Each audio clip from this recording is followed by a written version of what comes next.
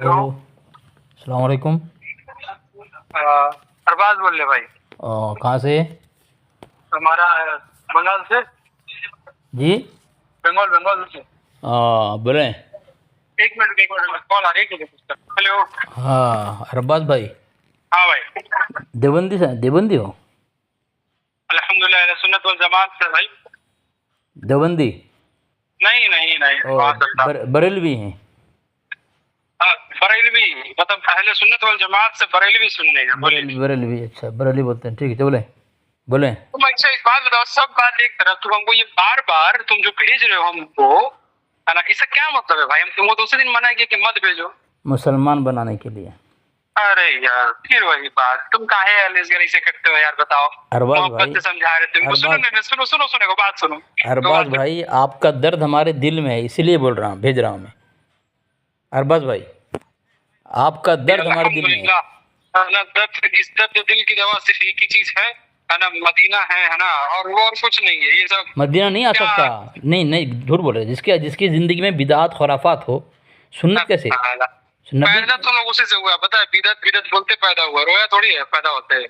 हैं? हाँ, नहीं तो बिदत पैदा हुआ है बिदत से, बिदत से, बिदत जिसकी से, पूरी यही सब ज़िंदगी। करते पैदा हुआ है। हाँ, आप लोग ऐसे करते हैं भाई, आपकी ज़िंदगी में है तो क्या करें, बोलना ही पड़ेंगे अरे भाई, भाई। जब अंधा को अंधा ना बोले, बहरा को बहरा ना बोले, और काफिर को काफिर न कहे, रात को रात, दिन को दिन न कहे, तो आदमी पागल है वो, बताओ ना।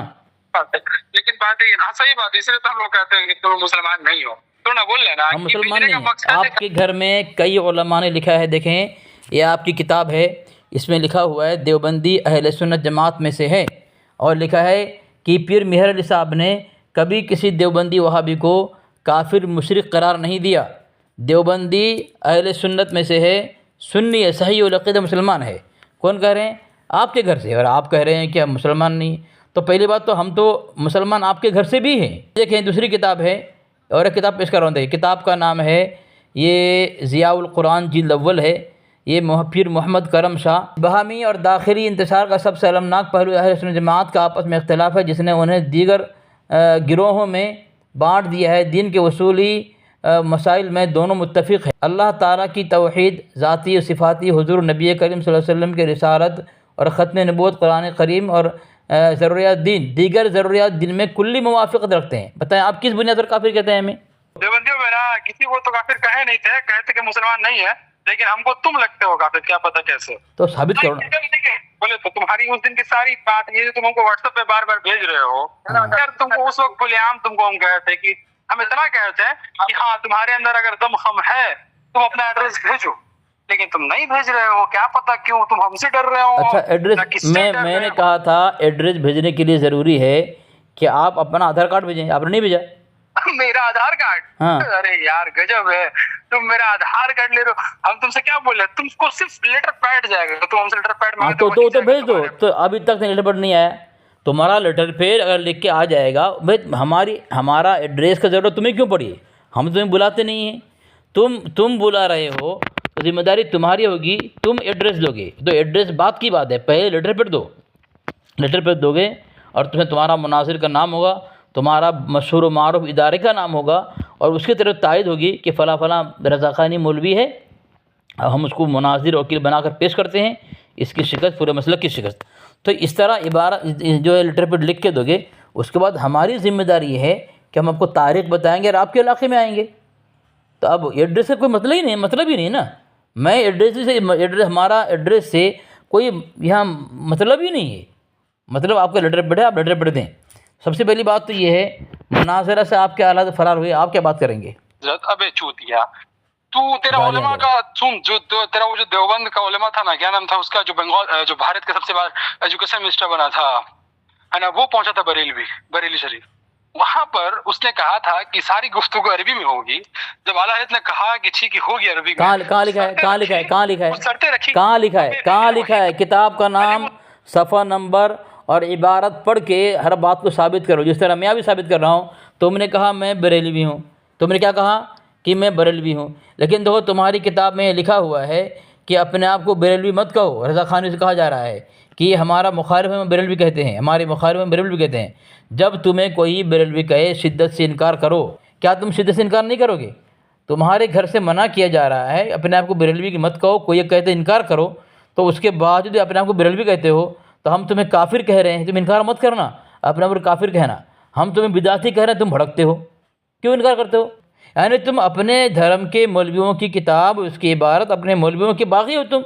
اب بتاؤ ارباز رضا، جب تم اپنے مولوی کو نہیں مانتے ہو، اہل سنت جماعت، اہل حق علماء دیوبند کے علماء، ان کی کتاب کیسے مانو گے تم؟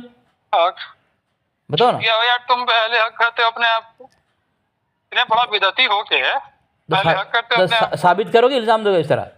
تم داڑھی منڈے ہو، تمہاری داڑھی نہیں ہے، اب بتاؤ تم نبی کی سنت کے خلاف زندگی گزار رہے ہو، تم سنی کیسے کہتے ہو؟ سنی کیسے کہتے ہیں؟ اللہ کے نبی کی سنت پہ چلے، تم داڑھی منڈے ہو، سے ریلیٹڈ تم داڑھی منڈے ہو، بوکس تو نہیں ہے نا بے داڑھی بھائی بوکس کی نشانی ہی ہے، ظاہر باطن دونوں ایک ہو، وہ ضرور ظاہر الاسم و باطن، قرآن کہہ رہا ہے چھوڑ دو برائی ظاہری اور باطنی، ظاہر کو بھی، ظاہر برائی کو چھوڑنے کی کے لیے کہا جا رہا ہے، باطن کو بھی۔ جب تمہارا ظاہری گندہ ہو تو تمہارا باطن کتنا گندہ ہوگا؟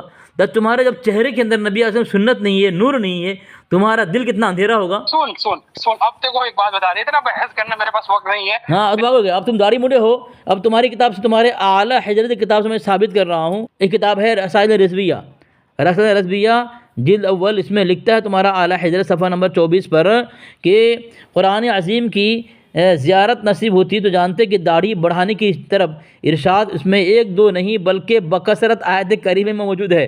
قرآن عظیم کی زیارت نصیب ہوتی تو ارباز رضا تمہیں قرآن مجید کو دیکھنے کی بھی توفیق نہیں ملتی، عمل تو بہت دور کی بات ہے، تمہارا اعلیٰ حضرت کہہ رہا ہے یعنی رضا خانی کو زیارت کی توفیق نہیں ہوتی، قرآن پاک کی زیارت سے بریلوی محروم ہیں، تو داڑھی کیا رکھیں گے سامنے بتائیں؟ اسی لیے دیکھو آگے، اور الحمدللہ قرآن شریف پڑھتے ہیں، ہے نا؟ تو تم داڑھی موڑے ہو، تمہارا اعلیٰ حضرت، تم جھوٹ بول رہے ہو، یا تم جھوٹے ہو یا تمہارا اعلیٰ حضرت جھوٹا ہے۔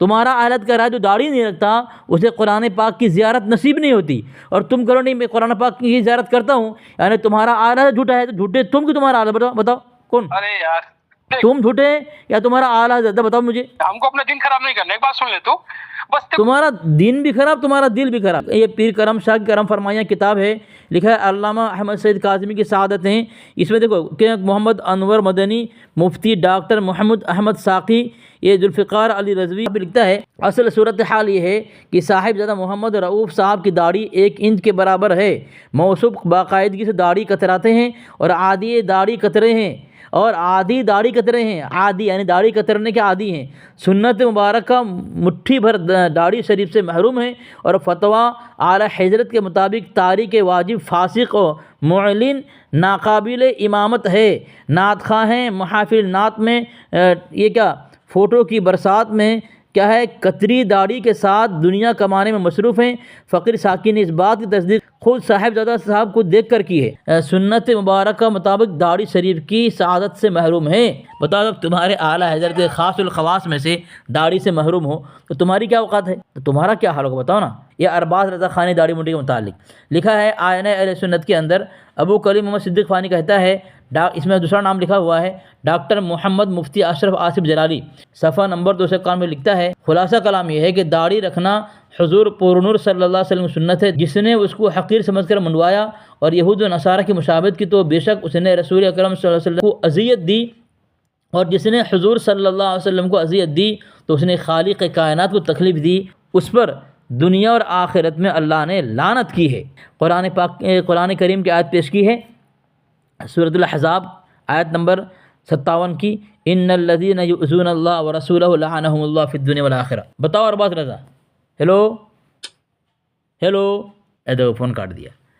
اب ارباز رضا تو فیصلہ کر تو، جب تیرے دل کے اندر نبی کی اہمیت نہیں، نبی کی سنت کی اہمیت نہیں، نبی کی سیرت کی اہمیت نہیں، جب تو اللہ کے نبی علیہ السلام کو داڑھی منڈوا کر تکلیف پہنچاتا ہے تو ہمارے اکابر کے متعلق تکلیف پہنچانے کے الفاظ کیوں نہیں استعمال کرے گا؟ تو فیصلہ کریں سامعین، فیصلہ کریں۔ یعنی یہ بات ثابت ہو گئی کہ رضا خانی کو قرآن مجید دیکھنے کی، زیارت کرنے کی نصیب نہیں ہوتی، قرآن پاک کو دیکھنے اور زیارت کرنے سے بھی رضا خانی محروم ہیں۔